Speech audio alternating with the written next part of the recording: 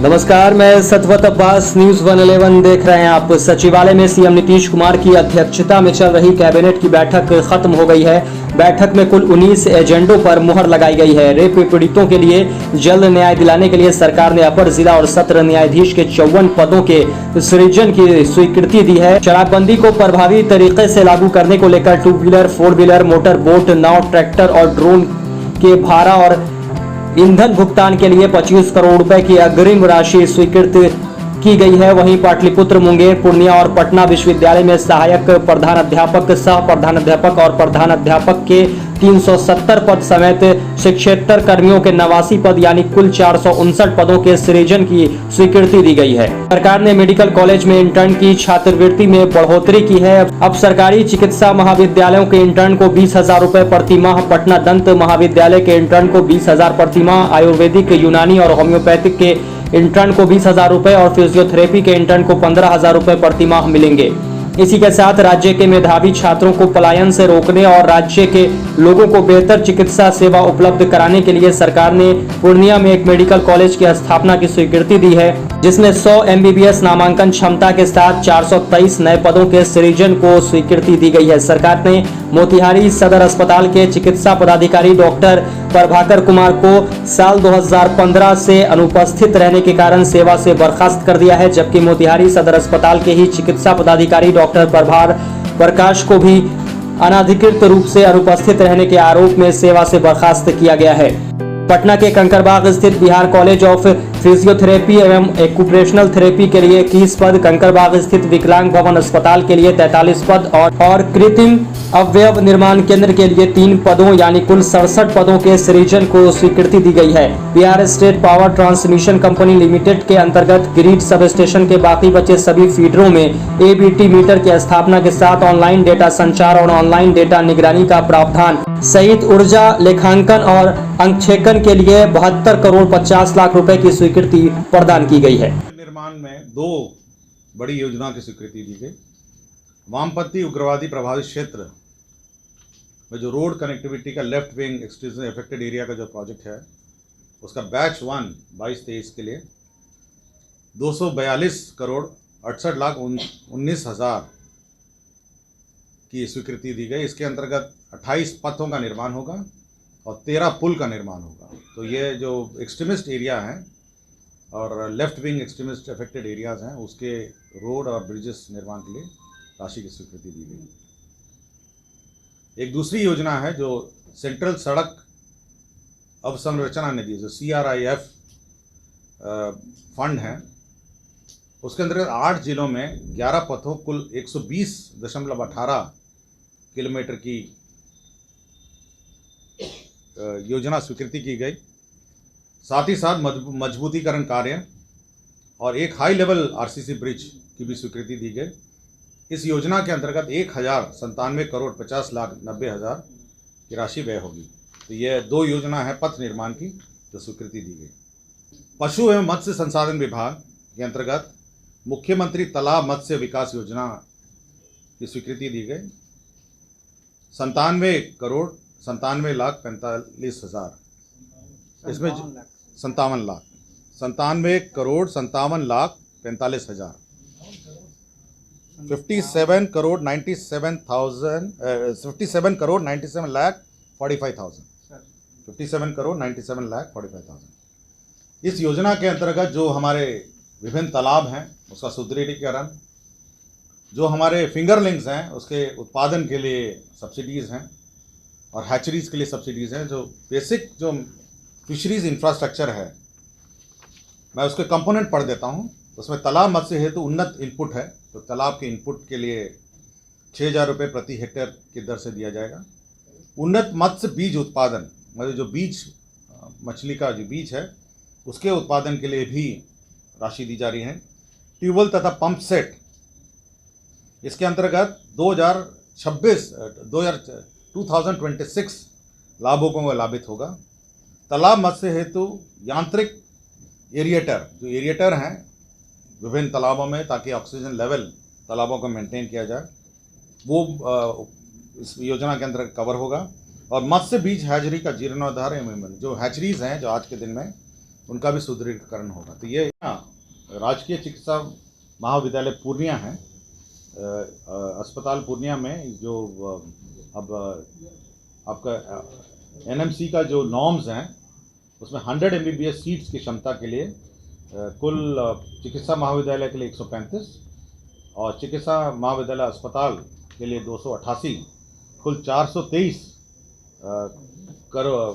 नए पदों के सृजन की स्वीकृति दी गई है। तो ये पूर्णिया हॉस्पिटल ऑलमोस्ट कंप्लीट हो गया है, मेडिकल कॉलेज एंड हॉस्पिटल।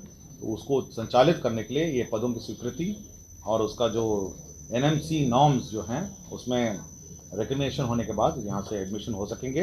बहुत सारे पद आज सृजित हुए विभिन्न विभागों में, और मैं सभी जिन जिन विभागों में पद सृजन हुआ है मैं पढ़ के सुना देता हूँ।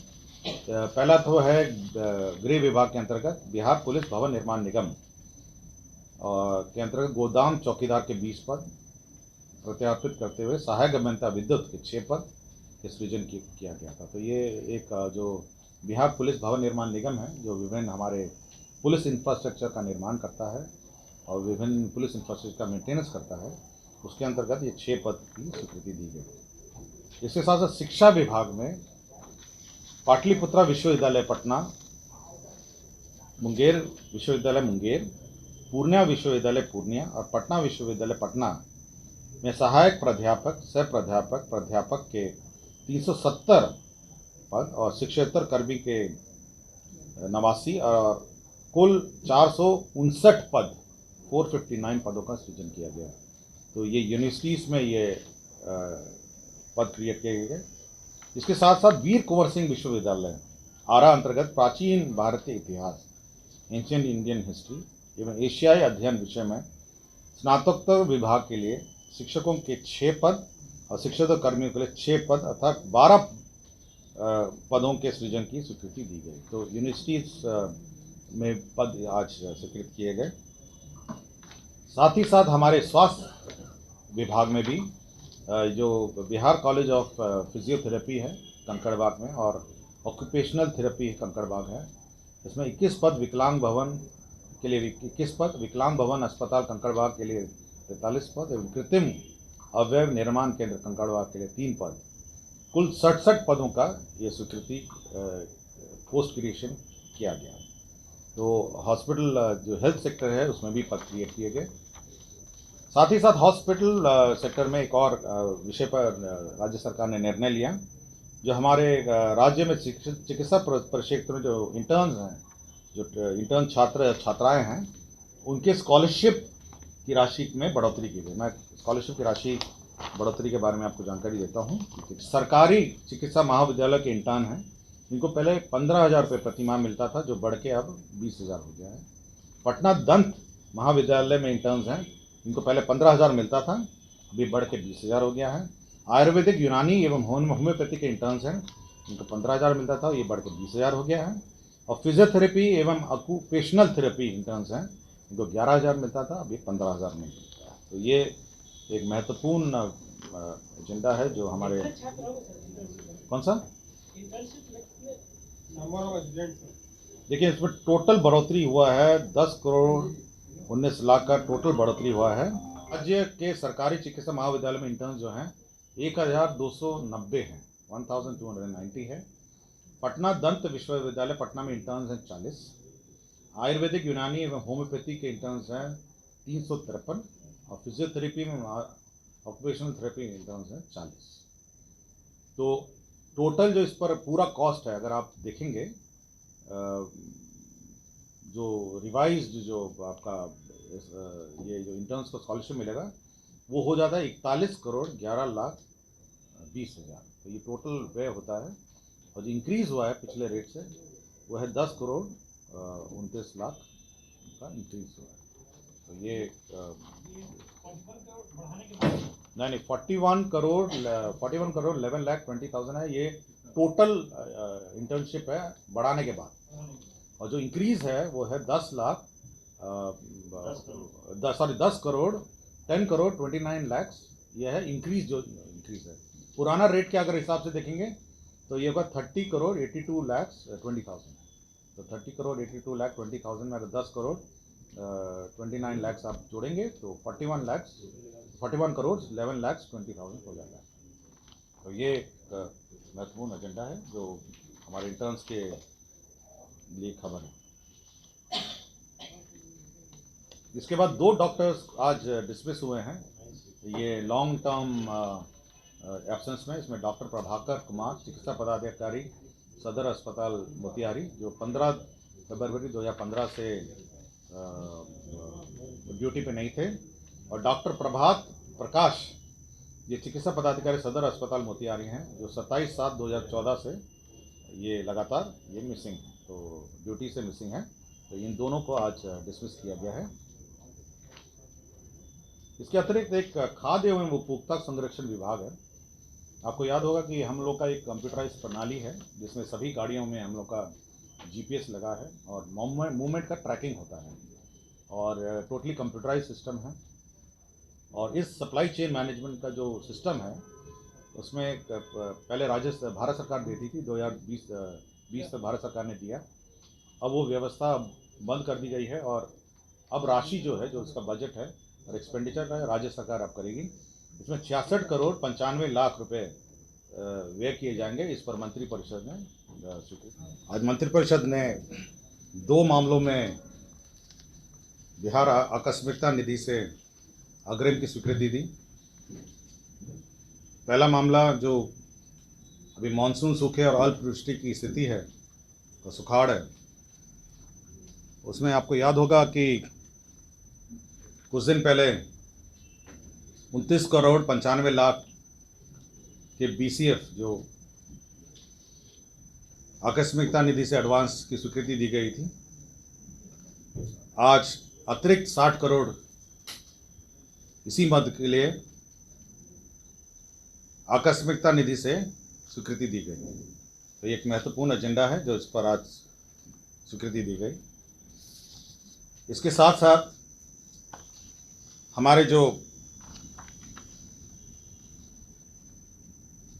मद्य निषेध उत्पाद विभाग के द्वारा अभियान चलाए जा रहे हैं, उस अभियान के संचालन के लिए 25 करोड़ की राशि बिहार राज्य आकस्मिकता निधि से स्वीकृति दी गई। इसी से आपको जानकारी होगा, विभिन्न अभियान चलाए जाते हैं, रेड किए जाते हैं, ड्रोन से भी रेड किए जाते हैं। तो उसी का व्यय के लिए यह राशि की स्वीकृति दी गई।